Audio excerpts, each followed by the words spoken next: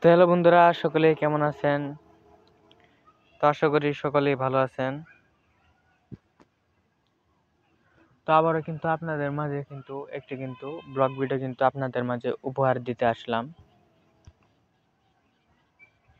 তো আমরা প্রতিনিয়তই আমাদের চ্যানেলে আমরা বিভিন্ন ফুল এবং ফল এবং শাক সবজি গাছের ভিডিও আমরা আপলোড দিয়ে থাকি। তো আপনারা যারা আমাদের ব্লগ ভিডিওটি দেখেন তারা অবশ্যই জানেন যে আমরা এরকম ব্লগ ভিডিও আমাদের চ্যানেলে আপলোড দিয়ে থাকি। প্রতিনিয়ত নতুন নতুন আমরা ব্লগ ভিডিও আপলোড দেই। তো আজকে আবারও একটি নতুন ব্লগ ভিডিও আপনাদের মাঝে নিয়ে চলে আসলাম। তো আজকে এই ব্লগ ভিডিওতে আপনাদেরকে দেখাবো আমাদের যে করলা গাছের যে ক্ষেতটি রয়েছে। তো এই করলা গাছের ক্ষেত আপনাদেরকে এই ব্লগ ভিডিওতে আমরা দেখানোর চেষ্টা করব।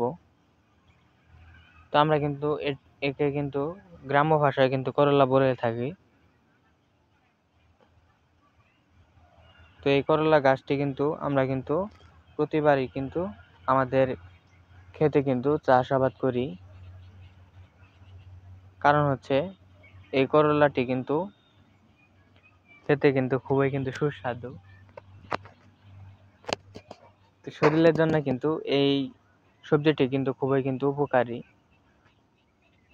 তো আমরা ছোট থেকে শুনে আছি যে করলা খেলে আমাদের শরীরে যে ব্যথা যে রয়েছে তো সেটি তাড়াতাড়ি ভালো হয়ে যায়। তো তার জন্য করলা অনেকে খেয়ে থাকে।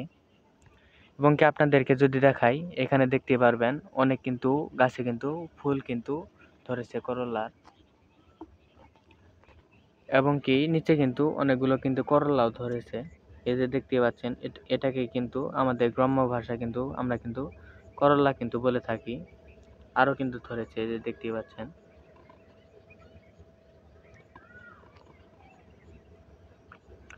তো এই গাছগুলো আমরা প্রায় 1.5-2 মাস আগে রোপণ করেছিলাম। আমাদের বাজার থেকে ক্রয় করে নিয়ে এসে আমরা আমাদের জমিতে আমরা রোপণ করেছিলাম। তো এখনই খুবই বড় এবং করলাও ধরে গিয়েছে। কারণ হচ্ছে এটি খুবই একটি উন্নত মানের চারা। তো তার জন্য তাড়াতাড়ি এই গাছে করলা ধরেছে। তো আপনাদের দেখতে পাচ্ছেন। তো আমার এই ব্লগ ভিডিওটি আপনাদের কাছে কেমন লেগেছে তা অবশ্যই কমেন্টে বলে যাবেন। তো এবং যদি ভালো লেগে থাকে তাহলে অবশ্যই একটু শেয়ার করে যাবেন। তো আবারও দেখা হবে নতুন কোনো ব্লগ ভিডিওতে। আসসালামু আলাইকুম।